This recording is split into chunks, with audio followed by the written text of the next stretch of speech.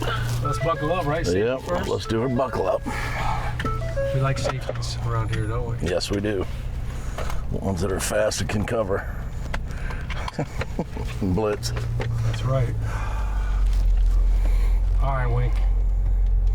Man, what a great start to the season, huh? Yeah. It's been fun to watch you guys. Well, it's been a lot of fun since we've been here.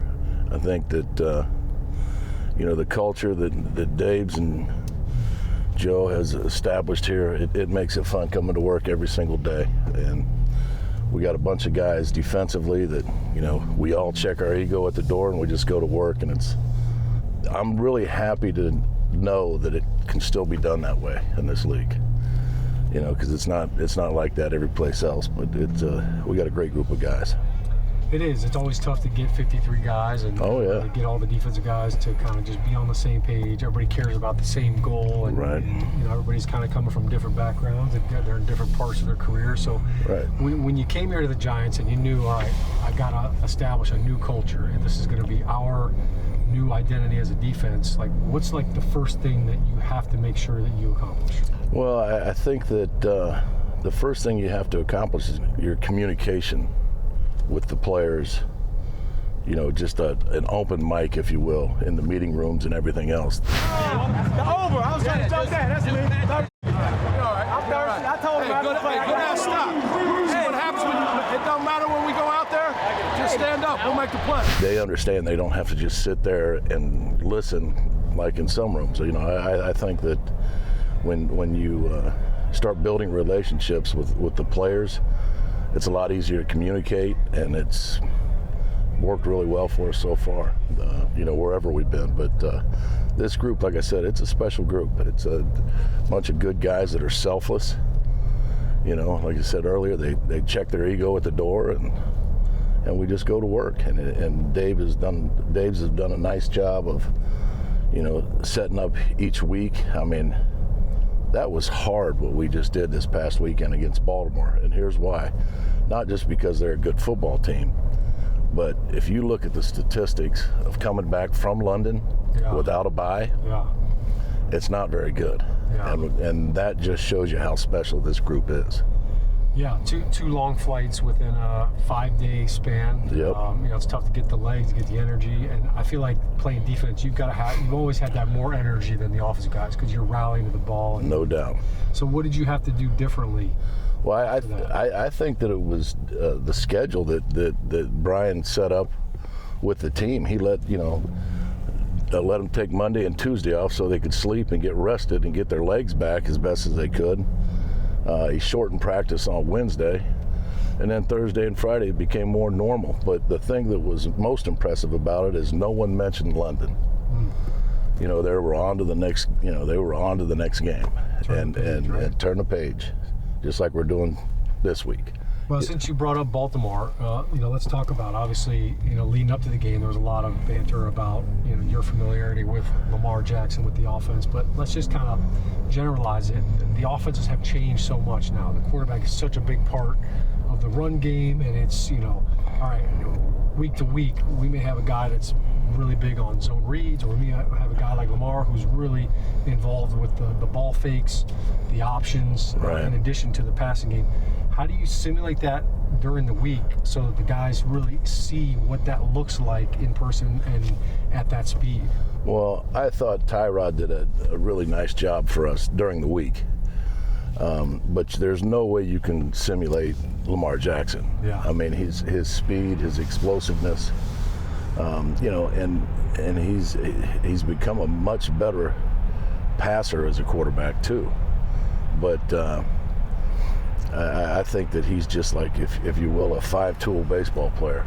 He can do whatever you need him to do. Steal a base, hit a home run. Yeah. You know what I mean? Throw somebody out the plate. He's a unicorn, right? Yeah, I mean, it's one of those things that, and for us to react the way we did, playing both, against Green Bay and with Aaron Rodgers and Baltimore with Lamar Jackson, I couldn't be more proud of these guys. Yeah, I mean, you took down the reigning MVP and Aaron Rodgers, 2-time MVP in London, and then Lamar, he was the MVP in 19 years ago yep. with him. Yep. Well, when you're trying to go from different pressure packages with different formations, and you've got all these offenses moving around, you mentioned the communication is the biggest part of the culture. So no doubt. Let's talk about Xavier McKinney. Obviously, a big deal was made about him getting the green dot. Right. That's the guy that you're talking to, during the game as you're calling in the defense, the signal, the covers, the blitz, whatever it is. Right. What is it about Xavier that made you confident that he could handle all that at such a young part in his career? Well, I think that the biggest thing is, to me, when I first met him, and there's a lot of players like this on this team, but he is a football junkie. He can't get enough of it. 4th and 2 for Green Bay at the Giants' 7-yard line. Rodgers takes the snap, back, fires it, pass batted by the Giants, incomplete. The Giants sent the blitz, and they batted it away.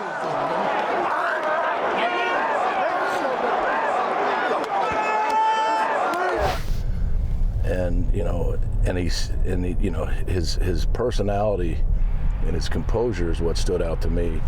I'm like, this guy needs to have the green dot. A, because I know he wasn't coming off the field. We play a lot of different guys. You've seen that already. And I know that he wasn't coming off the field. And both he and Julian, Julian wears the green dot as well in practice and things like that. And it's really helped our secondary in their communications, and our whole defense has taken pride in it. Let's talk about some of the big guys up front. Dexter Lawrence is having a phenomenal season, and you've been around some really good interior players throughout your career. What has surprised you about Dexter, and what impresses you the most about his game right now? I had high expectations from him just watching tape from last year. I told both he and Leo, if you're not Pro Bowlers, we got a problem. Because I think they have that kind of ability. Empty set. Rodgers in a shotgun. Rodgers takes the snap, looking to run, and Rodgers gets sacked back at the 44-yard line by Dexter Lawrence. Hold up now. Hey, wait up, wait up here. That's the way to hold up now. That's complicated football. With Leo getting banged up, it's hard for him to find the rhythm yet, but he'll do that as soon as he gets a couple games under his belt. But Dex is like you said, he's playing at a high level, and I think he's just realized, Dre and B. Cox have done a great job with him, and his length he can use as a weapon, and he has been, and that's what's made him so effective in rushing the passer and in playing the run game. So we just saw Kayvon Thibodeau get his first sack, and couldn't have come at a better time, right? No, that was awesome. That was awesome. 2nd and 10 from the 25. 6 DBs in for the Giants. Jackson in a shotgun set, calls signals, takes the snap, he's back to throw. Under pressure, hit by Thibodeau, ball comes loose, and the Giants scramble for it. It's still loose, and finally recovered by the Giants at the 12-yard line. Kayvon Thibodeau gets his first career sack in big fashion. What do you do with young players like that? And they're so eager to learn, and there's so much for them to learn. Right. They can't learn it all in 1 year. So how do you handle those guys as compared to like a veteran player? Well, with Kayvon, first of all, he's got an old soul. I love the guy himself. And his FBI, as they say, the football intelligence, is off the charts, I believe. And he asks all the right questions in meetings. As you know, he likes to talk, and that's okay. I'd rather have it that way than him sitting there just being real quiet. But I was glad to see him do it. Obviously, that time of the game, the whole stadium was glad to see him do it. The thing that people don't realize is how smart he is, because he caused the sack fumble. He stripped him. He couldn't find the ball, so he grabbed Lamar, so Lamar couldn't get to the ball. Oh, yeah. That's heads up. Right that was heads up. And I'd like to say that I told him that, but I didn't. So we're talking about football intelligence. Who were some of your biggest influences throughout your coaching career that you kind of maybe took some things with you and you said, hey, look, I like that aspect of it. I like that style. I like some of those concepts. Who did you really pilfer things from? I think that you learn something of what you want to do and what you don't want to do of everybody you're with. You know, I'm not saying that's bad or good. It's just like, you know, in high school, my high school coach, Ed Domsites, who's still coaching high school football back in Ohio, I saw the way he treated people, and not just people, but the players, his players, and the respect that he earned from, he respected everybody else. And, you know, and he loved the game of football, and I think that's where I got my initial thoughts were, I want to grow up and be like him, you know.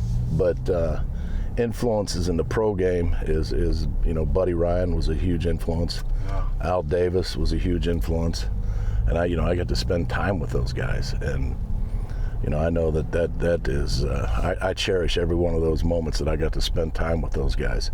In college, Lou Holtz, Jack Harbaugh, you know, two great coaches that won a lot of games at different levels, and saw how they, you know, organized their practices and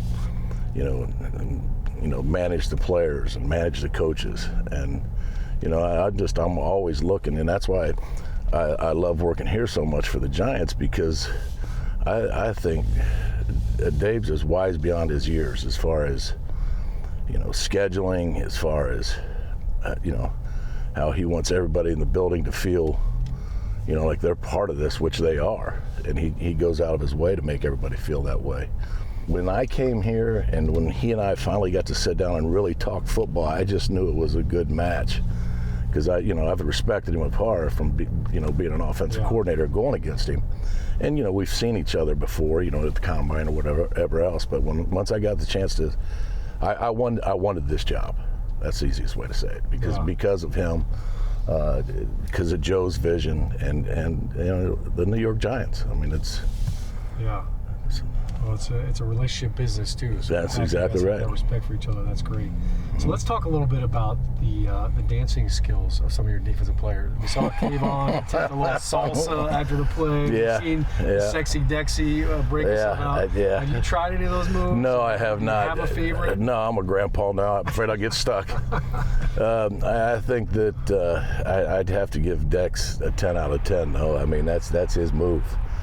So I love it. I think it's great. You know, it's okay to laugh and have fun too, you know, in this profession. Yeah, no doubt. You put in enough work that you got to celebrate. You sure do. You sure do.